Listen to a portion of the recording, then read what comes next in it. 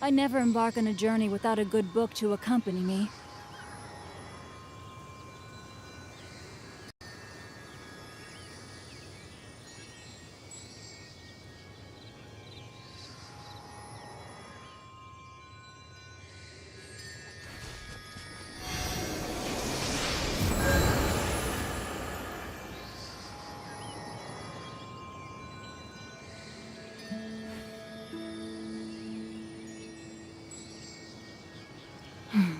Now, this is what I call a moment of solitude.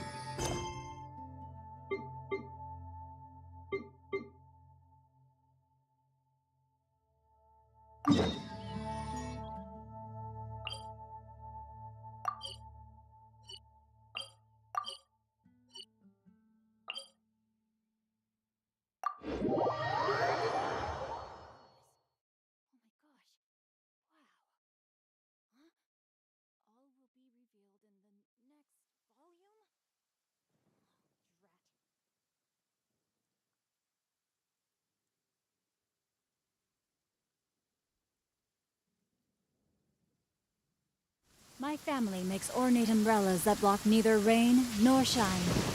Their sole purpose is for decoration upon a wall.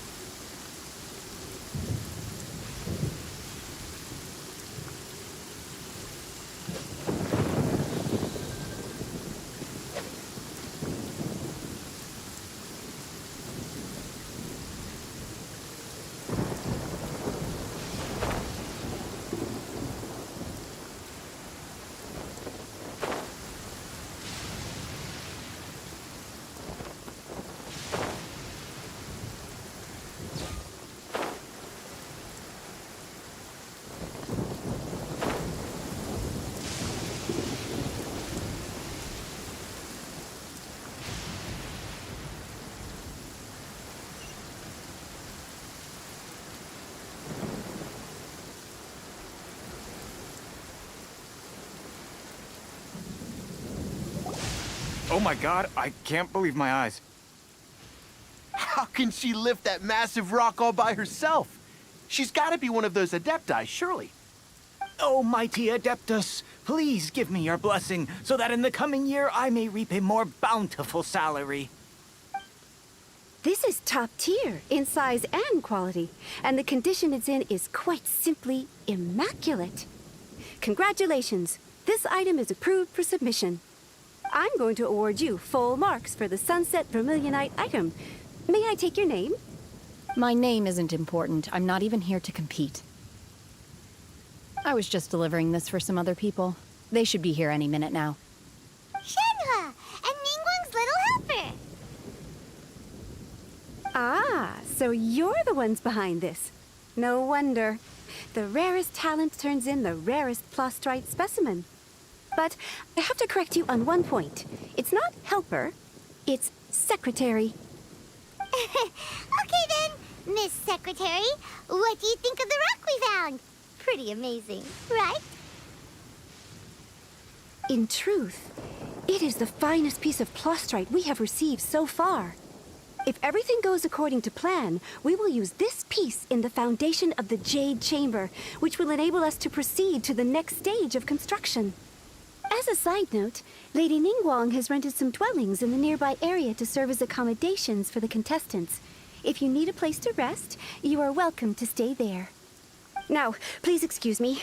As you can see, there is still a lot of work to do on the building site. Shenhua, just now on the way over, pretty much everyone was singing your praises.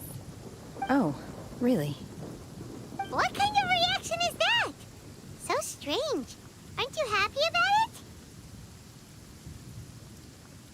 Whenever Paimon gets praised, Paimon can't help but hold their head up high and break into a big, smug smile. I've had similar compliments before. They call me an Adeptus, treat me with great deference and respect, as if I'm set apart from the common folk. Yeah, 'cause that's how Adepti are. At least the ones we've met are pretty unique and reclusive, too. Way different than normal people. But I am not... Shenhe? I'm fine. I've been exerting myself quite a lot ever since we set foot in that abode. I'm just a little fatigued.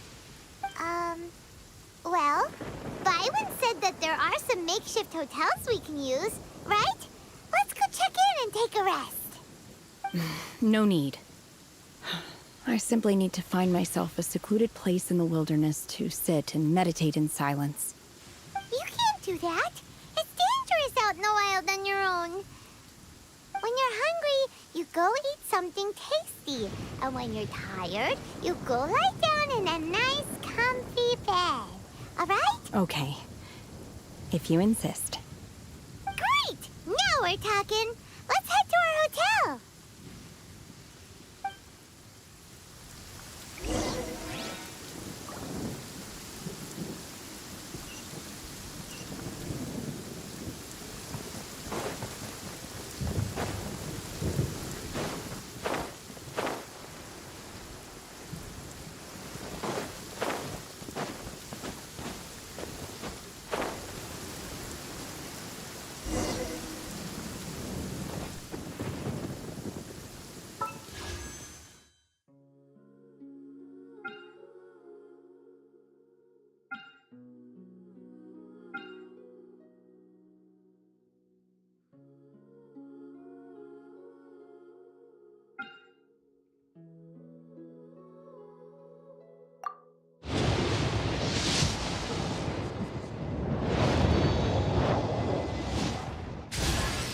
I'm Chevres, captain of Fontaine's Special Security and Surveillance Patrol.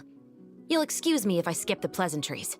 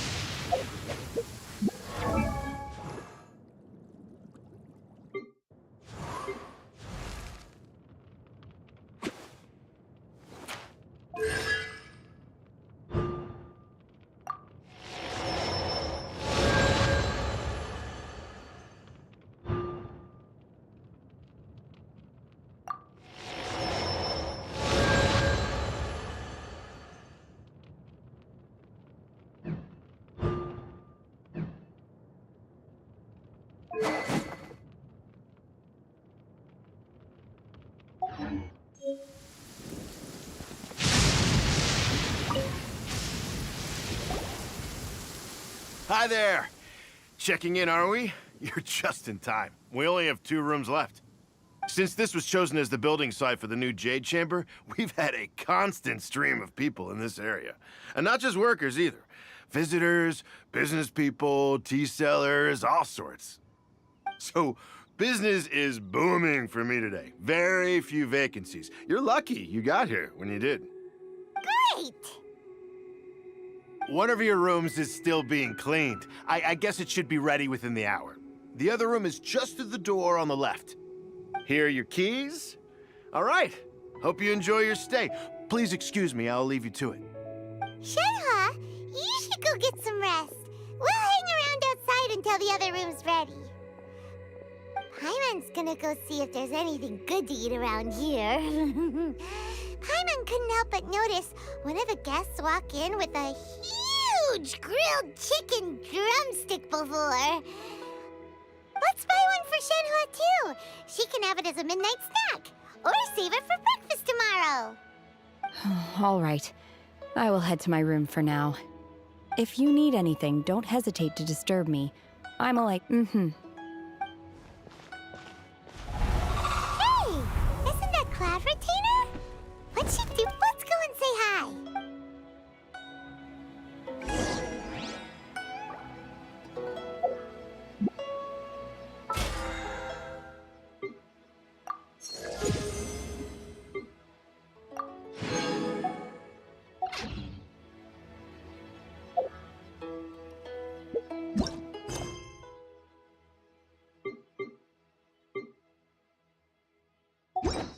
If my calculations are correct, Wanwen Bookhouse is due to receive a batch of new releases today. Might we add a small detour to our adventure?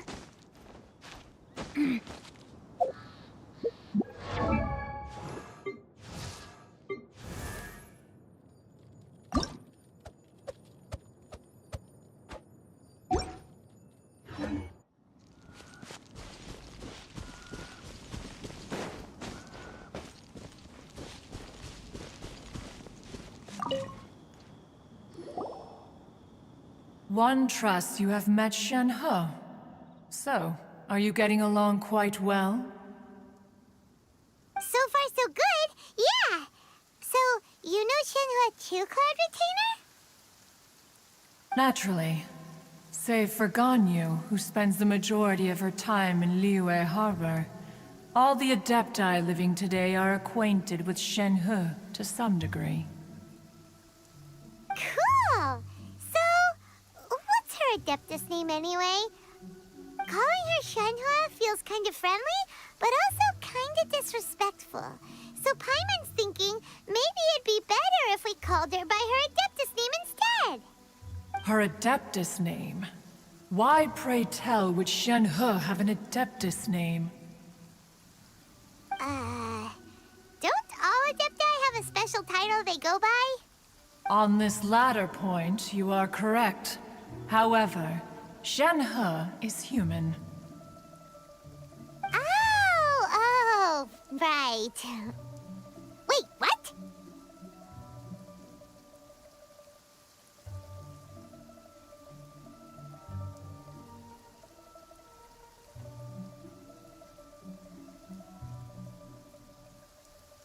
What? You knew already? So is Paimon the only one who didn't know? Do you mean to say that she presents differently from ordinary human beings? Well, to start with, her problem-solving methods are extremely direct. Ah, yes. She was like this all those years ago when one first met her. In this respect, she has not changed. One first found Shenhe by chance in a cave. One was passing by and sensed the presence of a god's remains. Being of an ever-vigilant disposition, one entered immediately to inspect the scene. Inside was Shenhe, then aged around 6 years old. In her hand, she held a dagger with which she was confronting a monster that was the god's remains incarnate. That's sounds so dangerous.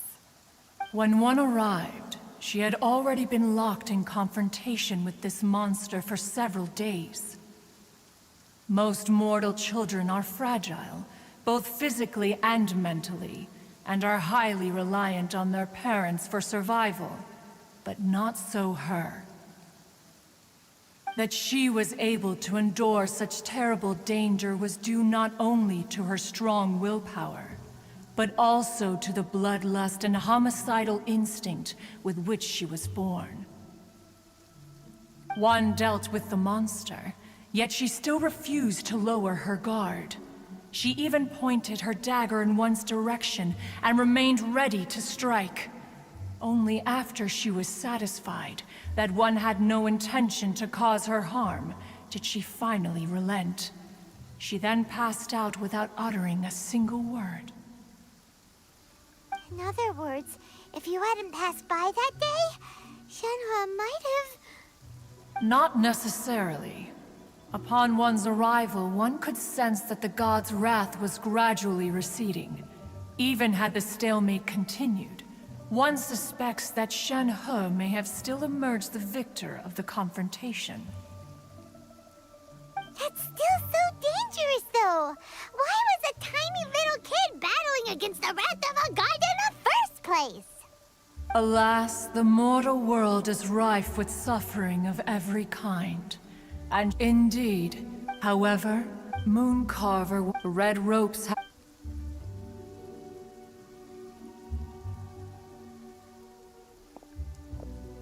It is only by fate that people's paths may cross.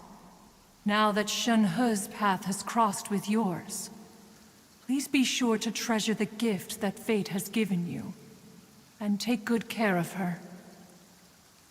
Oh, now Paimon gets it. You came out here to check up on Shenhua because you were worried about her, didn't you? Huh. You dare draw such a facile conclusion on the nature of one's present excursion? Incorrect.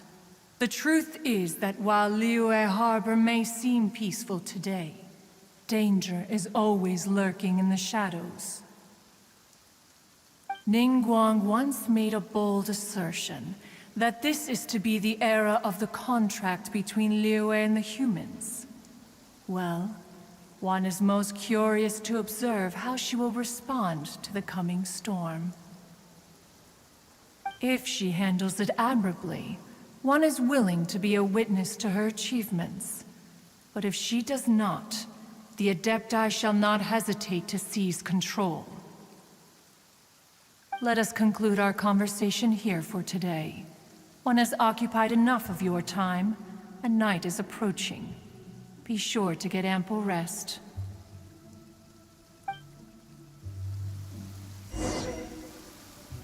So, Shenhua isn't an Adeptus after all. She just grew up around the Adepti. Oh, no wonder she doesn't like being treated as an Adeptus.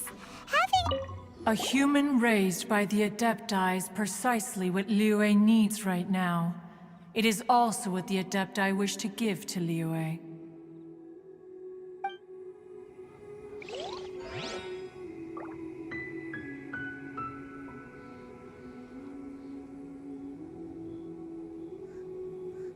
There seem to have been a growing number of tales told regarding Shenhe in recent years. Perhaps she was seen on the previous occasion when she secretly ventured out from the mountains. One has heard that a playwright in Liyue Harbor wrote an opera based on the legends told about her. It is called The Divine Damsel of Devastation. The play portrays her as making a stand to protect her fellow villagers.